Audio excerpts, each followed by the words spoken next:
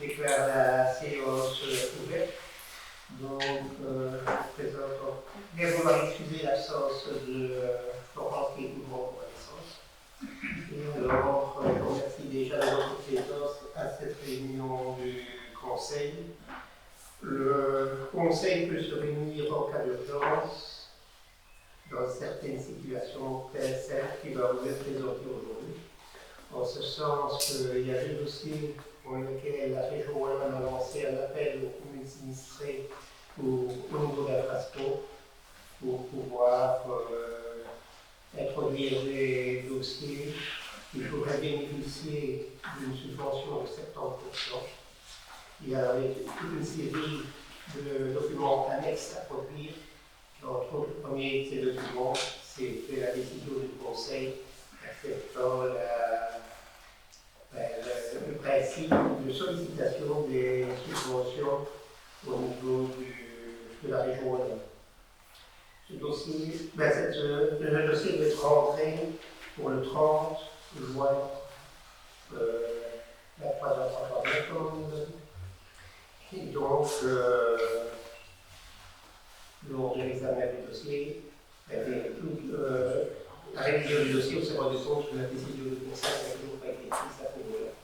D'où le principe de l'urgence qui est demandé aujourd'hui.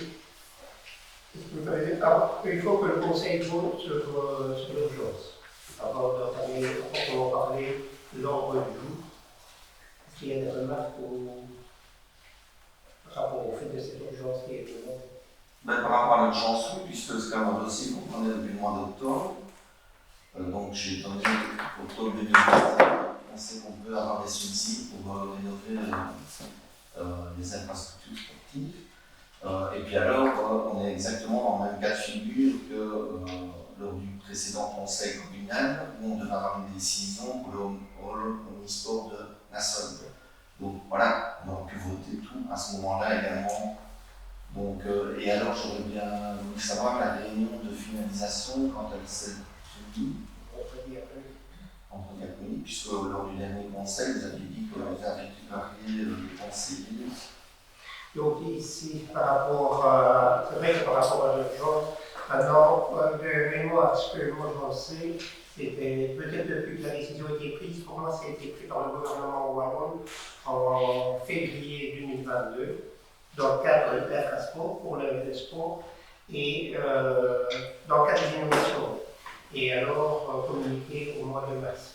Alors, la date pivot étant le 30 juin, il est vrai qu'on aurait pu y penser plutôt que de travailler comme ça dans l'urgence maintenant. Maintenant, cela étant dit, je ne sais pas réécrire l'histoire. Est-ce que s'il n'y a pas d'autres remarques, est-ce que je peux passer au vote? Oui. Oui. Oui. Oui. Oui. Oui. Oui. Oui. Oui. Oui. Oui. Oui. Oui. Alors, le premier point, ça concerne les infrastructures de football de Nantes. On est en train d'expliquer un peu où on en est pour le football de Nantes. Nous sommes au football de Nantes, contrairement au foot de Fournier, c'est que là, les équipes ne peuvent jouer sur le terrain. Il y a encore énormément d'humidité dans le complexe, dans les installations de foot. Ils peuvent jouer. Moi, je tiens aussi notre mémoire à saluer le travail d'Eddie Delvaux, le président, et de nombreux autres bénévoles qui ont quand même fait pas mal de boulot, tant sur le terrain, aux abords du terrain et qu'à l'intérieur des installations. C'est pratiquement eux qui ont fait tout.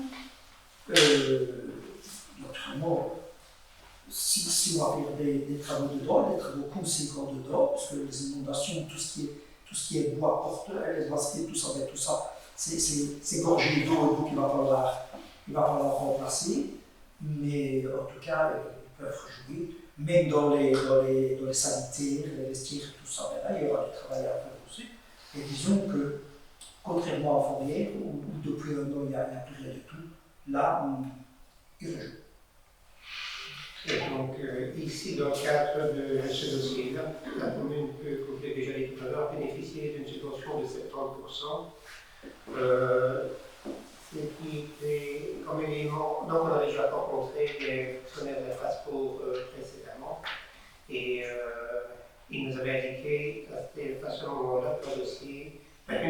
le gouvernement wallon allait intervenir et qu'il fallait être attentif par rapport au fait de devoir inscrire ce dossier-là. L'idée de l'infrasport, c'est que si on maintient un bâtiment en zone inondable, ça c'est la décision du conseil, on dit ben, ok, là on reste avec les infrastructures, bien qu'on soit dans une zone inondable, et alors il faut prendre toutes les mesures de protection pour que si une nouvelle inondation il devait encore avoir lieu, peut-être pas de manière aussi conséquente que ce qu'on a vécu en juillet 2021, mais au moins que les mesures de protection soient mises pour que la région wallonne ne doive plus par la suite devoir intervenir pour remédier à des situations d'inondation. Si c'était encore le même flanc que ce qu'on a connu en 2021, ben, je ne suis pas certain qu'il n'y aurait pas des infrastructures qui pourraient en souffrir. Et il arrive quand même que la WAM déborde à ce niveau-là aussi, de manière moins conséquente que ce qui est à Fourvière, mais qu'on puisse prendre des mesures de protection. Donc, entre autres, le matériau qui a déjà été mis en place, ça répond dans l'idée que l'infrasport demande. Il y a une remarque qui a été formulée, par exemple, c'est au niveau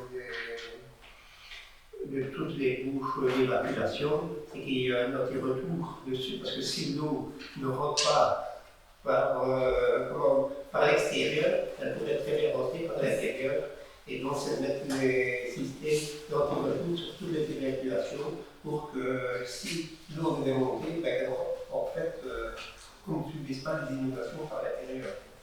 Ouais, pour tout ce qui est là, donc ça veut dire qu'on doit travailler sur le carrelage, sur le béton, on va les mettre ces systèmes-là en place. Ce qui est programmé ici par rapport au dossier de mort aussi, c'est de mettre une protection sur tout le pourtour du bâtiment. Donc, pour protéger le crépi, donc c'est une hauteur préconisée 50 cm de hauteur tout autour pour éviter les infiltrations. Donc voilà pour ce que je peux en dire à l'heure actuelle par rapport à ce dossier ici. J'ai quand même une question, c'est bien de féliciter le président, qui a quand même fort participé au nettoyage, etc. Pourquoi est-ce qu'il n'y a pas que des ouvriers communaux que des... Comment? Pourquoi est-ce qu'il n'y a pas des ouvriers communaux qui auraient pu aider Parce qu'à ce moment-là, Bruno, tout le monde était sur le terrain, on allait au plus pressé. Non, mais je ne parle pas au moment des inondations. Non, on va relancer mais Eddie, ses travaux, il a fait ses travaux assez rapidement. Hein. Les inondations étaient à peine terminées, l'eau s'était à peine retirée que lui, parce qu'il avait même fait avec sa machine, tout ça, il avait même des rayons comme ça dans la traite, qu'il a bouché, il a fait lui-même. Donc lui, il n'a pas attendu, à ce moment-là, on donnait surtout assistance, nous autres, à toutes les personnes privées, inondées, qui ces personnes-là n'avaient pas de moyens. Et concernant la remarque de Philippe, que je peux comprendre, je pense que si un jour on élabore un projet concernant, je parle en bâtiment sportif, parce que je suis chez Expo, mais si un jour on élabore un projet d'agrandissement, d'un bâtiment de sport, je pense que tous les avis, naturellement, de l'ensemble des représentants de la population, tous les avis sont bons à recevoir. Mais ici, on a eu confirmation, c'est moi qui ai eu un contact avec l'architecte d'Expo 3-4 jours avant. Il n'était pas prévu de venir à ce moment-là, mais comme il a la Rochefort, il m'a dit écoute, je vais transiter, je vais repasser sur Floride. Et donc, il ne se n'est pas déplacé à bord, hein, parce qu'il y avait déjà été. Et donc, il s'est déplacé à Fourvière, et là, il y avait donc plusieurs personnes de la région wallonne. Il y avait naturellement aussi l'architecte qui effectuait l'audit.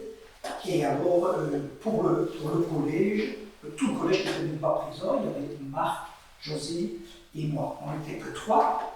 Et Corentin ici pour l'équipe de travail. Mais on n'a pas eu grand-chose à dire. Donc, simplement, on a fait un état de lieu. Et c'est eux qui ont proposé, ça on va remplacer, parce que c'est plus ça. Donc on n'a pas eu grand-chose à dire. Mais je dis, c'est un jour. On n'a peut-être pas fait assez dans le passé. Mais lorsqu'on a mis en place le complexe sportif à Fourier, que c'est un bâtiment avec simplement 4 murs et des tôles, ben, c'est la même chose, on est de foot. C'est dehors de l'école de la rue de la Ramée à Fourier. On est allé au plus pressé.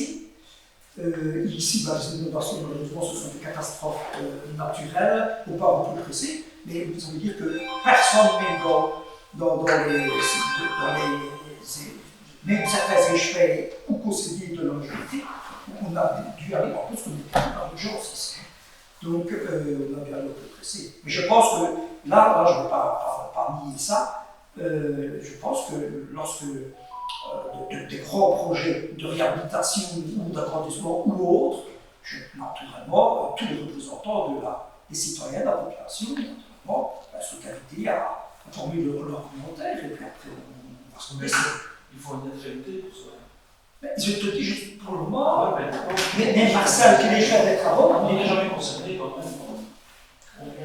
mais pose-leur la question, même Marcel, qui est chef des travaux, non, parce qu'on a des prix qui n'ont pas d'urgence. Le conseiller, le conseiller, combinaison. Ah, mais je suis tout à fait d'accord. Je suis tout à fait d'accord. Nous avons quand même au cours des réunions. Hein. Si même ça donne une minute, on peut quand même être un peu concerné. Et disons que tu serais venu pour constater aussi. Constater, pourquoi pas. Voilà, parfois, je trouve que dans les villages, on pourrait inviter les conseillers des villages. C'est jamais ça. Oui, ça va. José était là donc, à Fourier parce que c'est. Ça ne représente pas tout Fourier. Ah ben, tu n'as pas dit ça. Tu n'as pas dit ça. C'est faux là. Bon, il espère qu'un jour ce sera presque. Mais un jour. Non, mais tu as remarqué pertinente. Mais je te dis, ici, il y a l'urgence de la situation.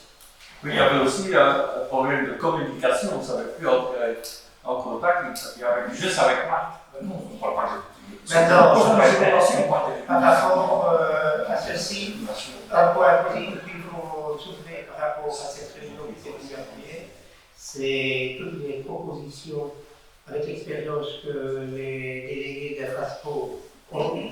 Ils ont quand même fait quelques remarques pertinentes. Et je vais dire que c'était une réunion tout à fait utile et nécessaire parce qu'on s'est rendu compte que les remarques et propositions qu'ils formulaient, on pouvait les prendre en compte, mais que l'initiative, on n'y avait pas nécessairement pensé. Quoi. Donc c'est toute son expérience qu'elle a eue sur d'autres situations où il y a eu des inondations qui nous a fait remarquer, faites ceci, faites là. Et donc toutes les suggestions peuvent être mise en avant et que nous autres on va intégrer que l'administration ici va intégrer dans le dossier pour le 30 nous soyons compte. D'ailleurs, la plupart des travaux qui sont effectués, c'est sur leur proposition. Une question d'ordre pratique. Quand vous allez mettre la date d'eau et quand vous allez mettre donc les entiers de foulement, pour le mettre plus en place, il y a un certain délai, ça ne se fait pas en 2 minutes. Comment est-ce qu'on doit procéder, comment est-ce que vous avez conçu la chose, qui va faire quoi? Parce que j'ai lu dans les inondations, en 15 minutes, il y a des gens qui ont de l'eau jusqu'aux les oreilles. Donc, comment est-ce que ça a mis en place pour aller brancher, mettre, fermer, qui, quoi, comment?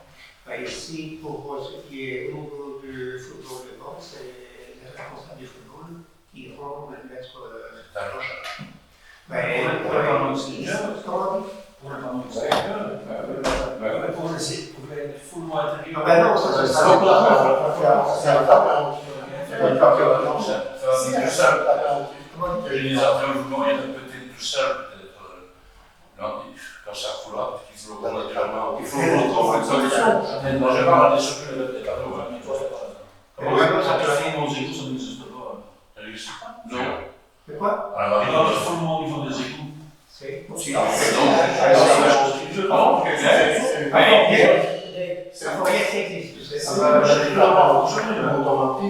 C'est que le doit fonctionner le système.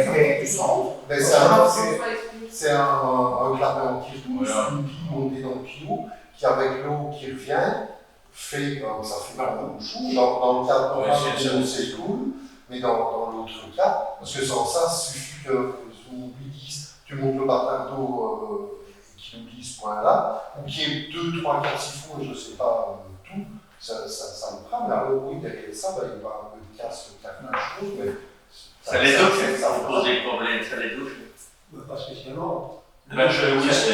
Oui, mais c'est tout. Il n'y a pas que le step-put, hein. Il y a les WC, vous foulez, les douches, vous foulez, c'est du boulot, hein. Vous fallait vraiment faire le tour. Ah ouais, ça c'est sûr. Il n'y a pas d'autre solution. Voilà pour ce qui est du courrier concernant le football de banque. Une question. Oui. Donc, quand vous avez écrit attendu que cette candidature est recevable, c'est celle que vous avez déposée auprès du gouvernement dans le cadre de la rénovation énergétique des infrastructures, c'est ça? C'est ça. Ça fait l'audit. C'est l'audit qui nous l'a dit. Hein. Il faut avoir reçu l'audit, tout à fait seulement au courant de l'année aussi. C'est voilà. Pas d'autres mains. Passe au vote. Oui. Oui. Oui. Oui. Oui. Oui. Oui. Oui. Oui. Oui. Oui. Oui. Oui. Oui. Le dossier qui concerne le fourrier. Là, il y avait déjà le dossier qui avait été introduit pour l'agrandissement et rénovation du foot et ou le local du judo. Donc ça, il y a déjà un dossier qui est inscrit à ce niveau-là. Maintenant, c'est un dossier complémentaire ou un dossier bis, mais dans le cadre des inondations traditionnelles, c'est comme précédemment c'est 75%, ici pour les inondations c'est 70%.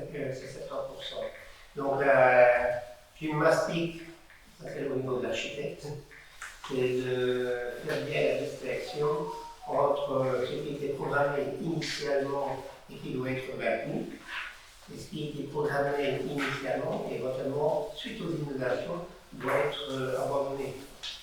Je prends par exemple peut-être le carrelage à certains niveaux, ou alors à l'intérieur, le revêtement des murs intérieurs, mais c'était programmé avec une isolation.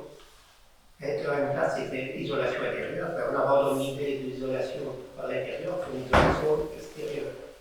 Donc, certains concepts pour tout ce qui était inondation, électricité. Il y a des prises qui doivent être remontées. Chauffage.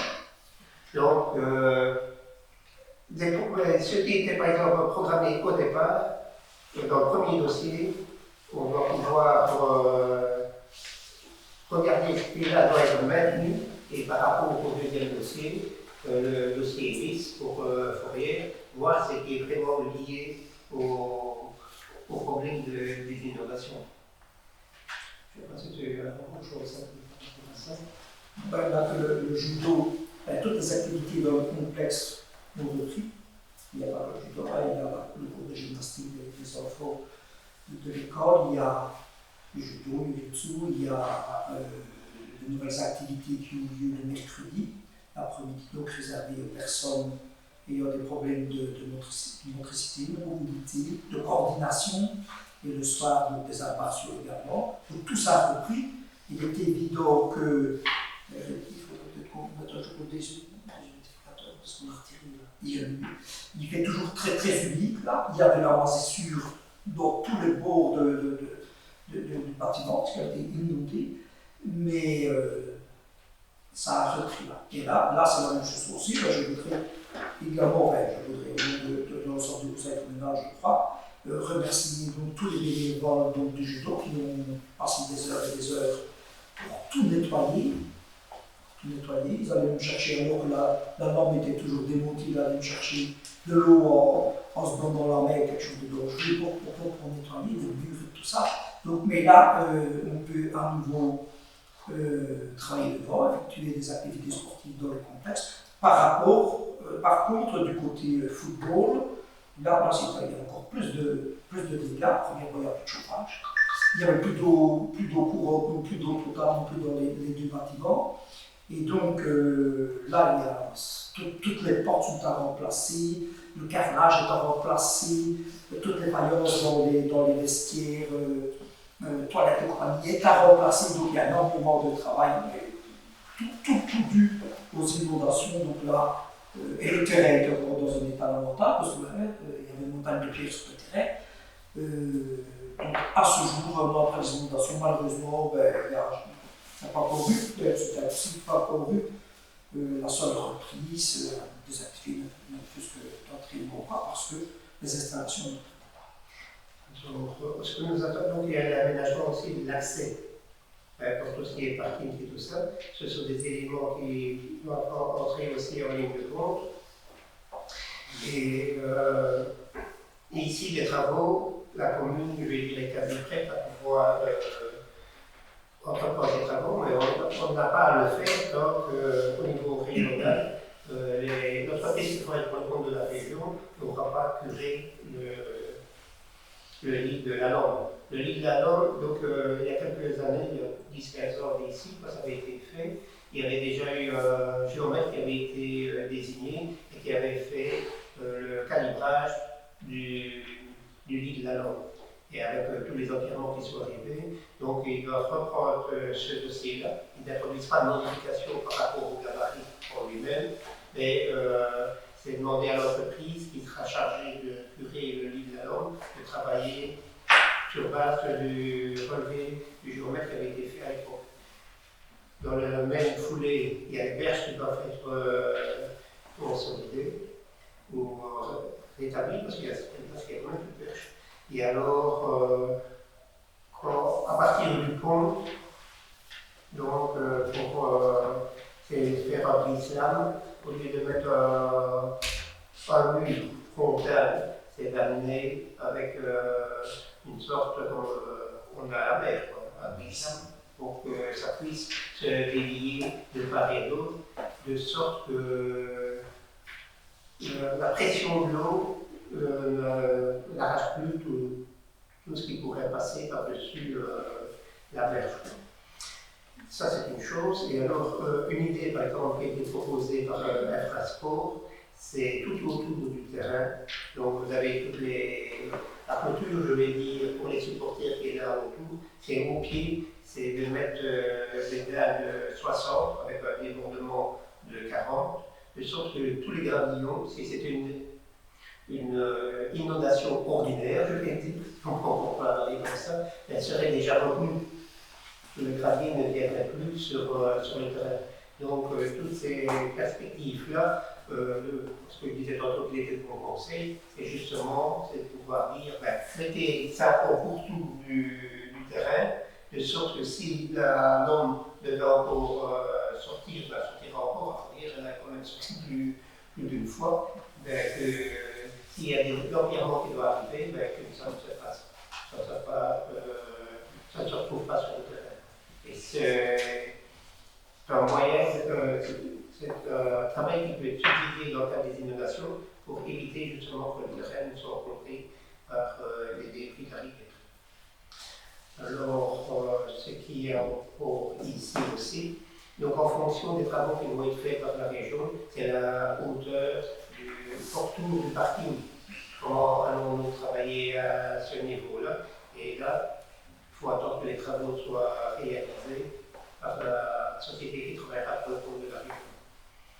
Et d'après les réunions qu'il y avait eu au printemps avec le service des eaux au niveau régional, c'était qu'on pourrait faire ces travaux-là pendant l'été. Il fallait qu'il n'y ait pas trop d'eau dans la Lande.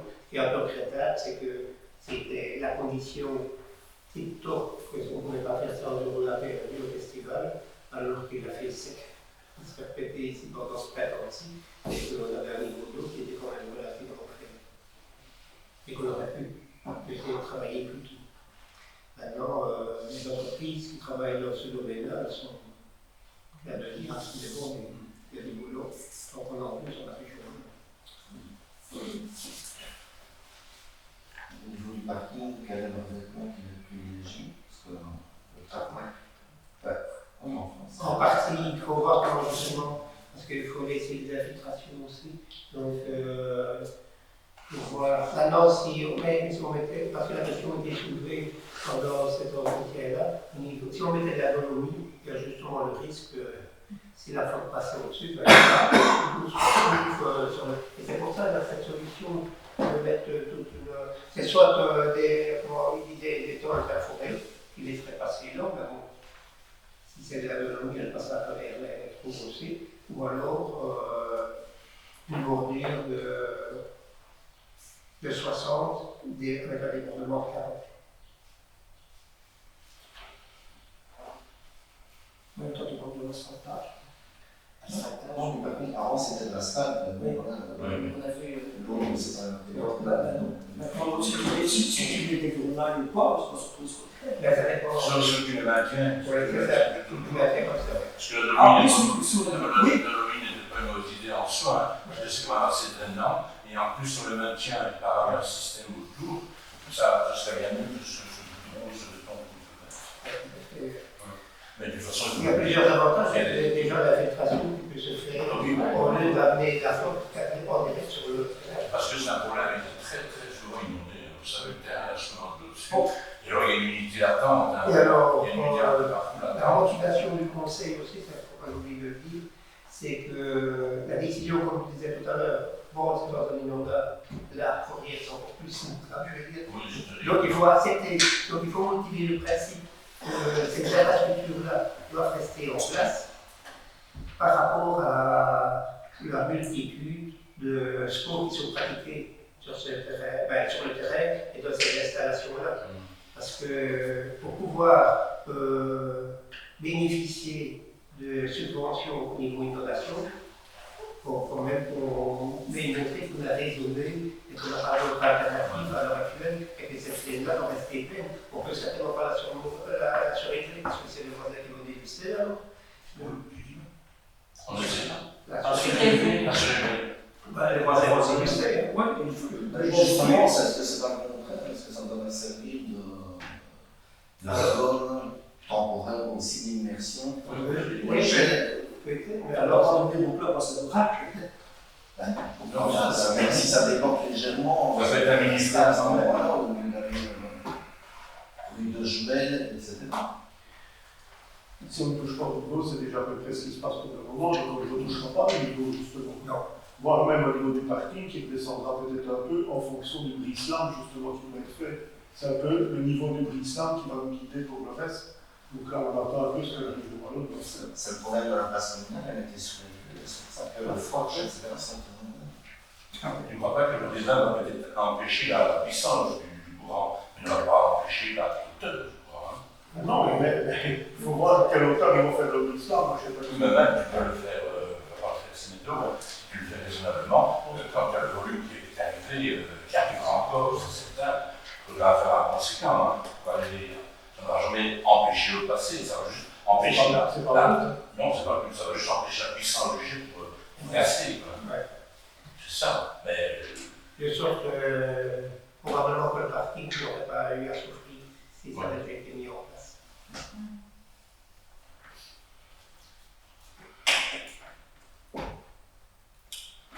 Donc, si on a des risques ici, c'est qu'on est bien conscient qu'il y aura des risques d'inondation, mais que la pratique des sports qui sont réalisés ou exécutés dans tous cet endroit-là, que ce soit dans les bâtiments ou sur les terrains de foot, est une nécessité. Et que, comme André l'a dit tout à l'heure, donc précédemment on bénéficiait de l'opportunité d'occuper la salle de sport de la communauté française, et maintenant ça n'a plus pu se faire. On l'a trouvé avec cette obligation-là d'exercer ici au niveau des sports. Donc, si on devait transférer les sports qui sont là, ici au niveau des sports, on est déjà encore plus pour eux. Donc on ne sait pas, donc c'est vraiment l'utilité, c'est qu'on n'a pas d'autre alternative que pour pratiquer ces différents sports-là en maintenant en activité cet endroit. On joue les sports chauds, maintenant c'est plus la communauté, c'est plus la communauté. Même sport chaud, Alors, Moi j'ai une question, bon, sécuriser la WAM, c'est prévu ça, derrière un peu. Parce que c'est très long. oui, il y a une manière d'adaptation. Oui. Et dans ce cadre-là aussi. C'est dans le contexte. Ben, c'est pour les inondations, donc on doit remettre en place. Ça peut avoir quoi. Ben, ça, c'est pour au niveau des quoi. Ici, tu as le dossier qui est une évaluation qui est établie par l'architecte des différents travaux qui pourraient être exécutés, déjà avec un certain détail, avec l'évolution des prix. La vérité d'aujourd'hui ne sera pas celle de demain. Et donc, une fois que si notre dossier est. Nos deux dossiers sont contenus, je crois que c'est ce dossier qui va être contenu, à ce moment-là, on aura l'architecte de confiner sa copie. Et ici, c'est pour avoir une évaluation déjà quelque peu détaillée, pas la grosse touche qu'on peut faire parfois pour l'appel à subside. Alors ça, c'est sûr. C'est plus ou dessous. Bon, je reviens à celui de Fourier. Passons au vote. Oui. Oui. Oui. Oui. Oui. Oui. Oui. Oui. Oui. Oui. Oui. Oui. Oui.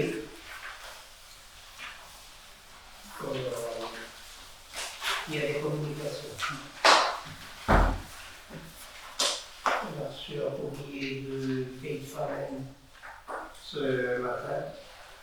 Il dit que il y a le collecte, donc la convention des maires. Donc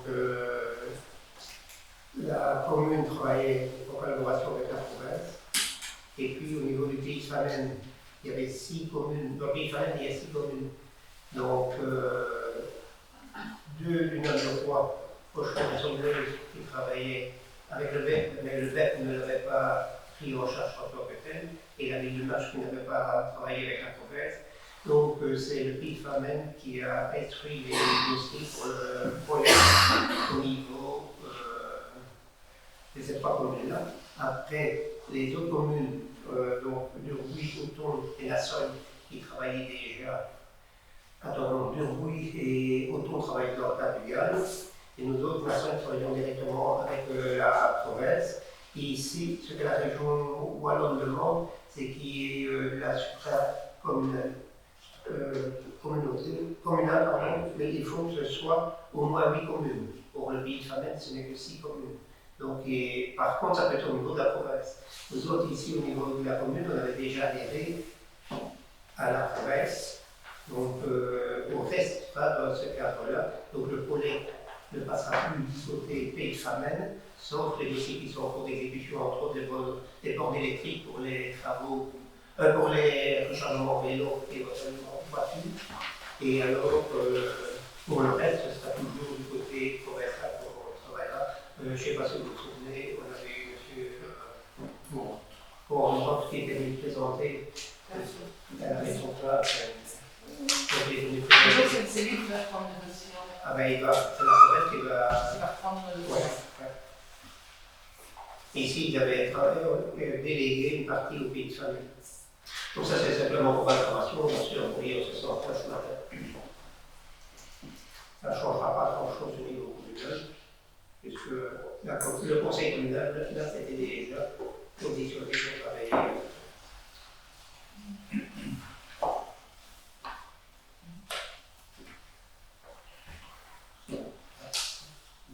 Les communications, c'est bon.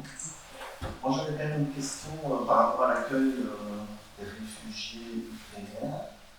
La commune a pris en charge une facture relative à l'installation d'une douche dans un local de réunion. Donc, j'aurais aimé avoir quelques explications par rapport à ça. Donc, on était dans le cadre d'urgence. C'était tout au début qu'on avait les réfugiés, candidats réfugiés qui étaient sur notre commune. Et donc,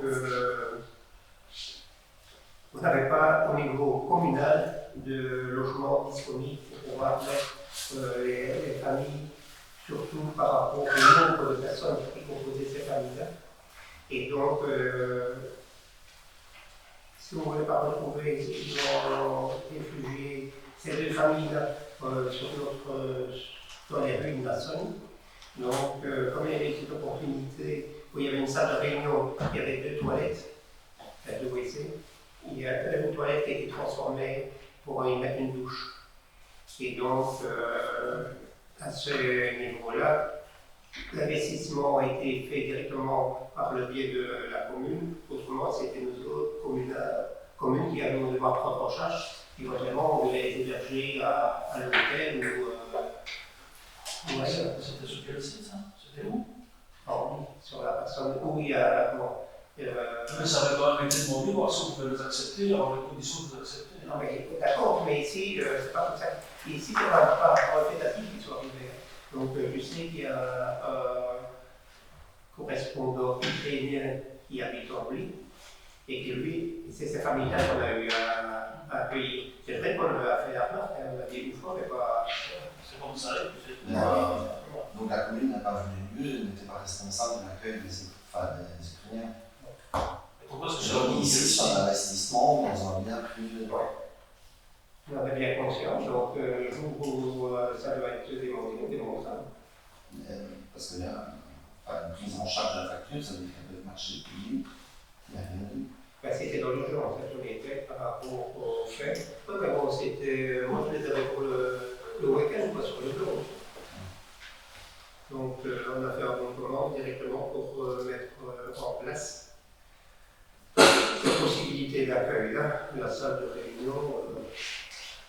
Moi, je suis un peu étonné par rapport à ça parce que on a eu la période Covid où on a demandé d'aider les plus fragilisés, d'aider les locaux. Puis alors, on a demandé aussi des masques pour le personnel communal, les enseignants, etc. Et c'est chaque fois refusé. Alors on nous dit que c'est trop cher, il n'y a pas d'argent pour ça. Puis après, il y a eu les inondations aussi, avec des sinistrés. Il y a quand même beaucoup de sinistrés qui n'ont pas pu jouer dans leur bien et dans leur douche. Et puis maintenant, on fait un investissement chez un privé pour aller mettre des douches. Je peux.